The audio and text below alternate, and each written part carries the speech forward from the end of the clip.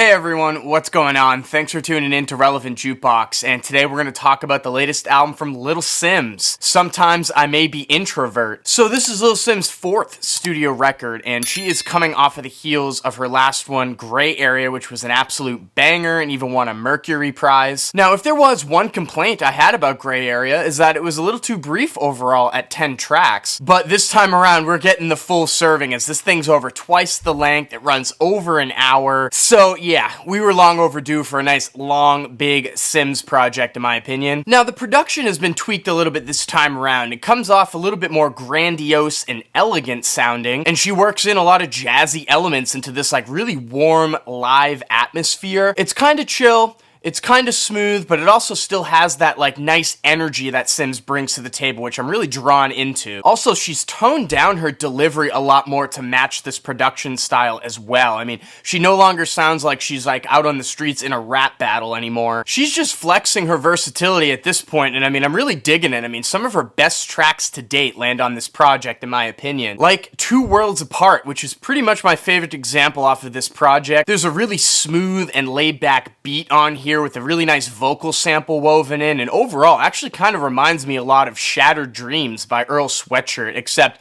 not as broken or shattered sounding, more like elegant and smooth. I also really love the next track, I Love You, I Hate You, which sounds like it could have landed on Gray Area. Simz just goes in on this beat, which has like a really interesting drum pattern that I can't get enough of. I also feel similar about the track Speed, just another classic sounding Simz track where she's going in, there's a great punchy beat. The track I See You is right in the middle of this album and is more of a low-key banger that snuck up on me. I really dig the guitars that are woven into this beat, and there's also this like sort of odd synth sound that kind of like just shoots over the beat like it's a shooting star or something like that. I mean, it sounds pretty amazing. We also have the track Point and Kill that features Obang Jayar, which I never know if I'm saying right, but they also show up on like every hip-hop album nowadays. It is one of the more psychedelic tracks on the project with that looped bass line that just goes and goes and goes, and segues perfectly into the next track, Fear No Man, which is another like sort of psychedelic banger that turns up the energy even more. And I also wanted to mention the closing track, Misunderstood, as a huge highlight on this project for me. One of my favorite Simz tracks of all time, actually. That ascending piano line plays a melody that just like cuts through me overall and just continues throughout this track with that vocal sample,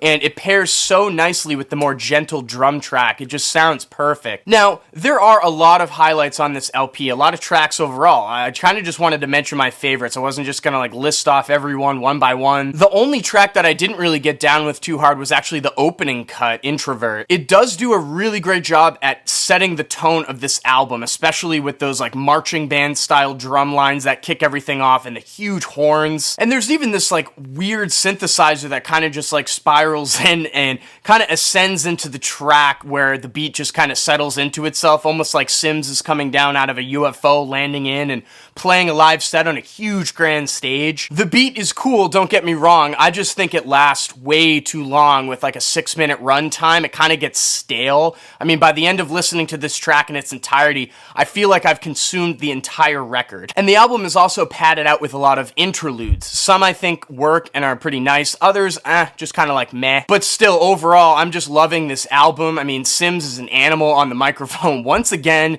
and also more of a gentle animal this time around too. It is really consistent front to back, even though the production does steer off a little bit into some odd detours towards the back half on a few tracks. Not a bad thing though, I do welcome the variety. And yeah, I just don't know what more else to say about it. It's easily one of the better hip-hop projects to come out in 2021 so far. And with that being said, I'm feeling an 8.5 over here on Sometimes I May Be Introvert. So for all you collectors out there, this did get a lot of different variants on vinyl. I do have links down below to Simz's website where she has a clear variant up for sale if you want to grab that before it sells out. And if you have listened to this new Simz project already, let me know what you thought about it in the comments section down below. And as always, thank you so much for watching. Make sure to like and share, and if you want more content from me, hit that subscribe button. Peace.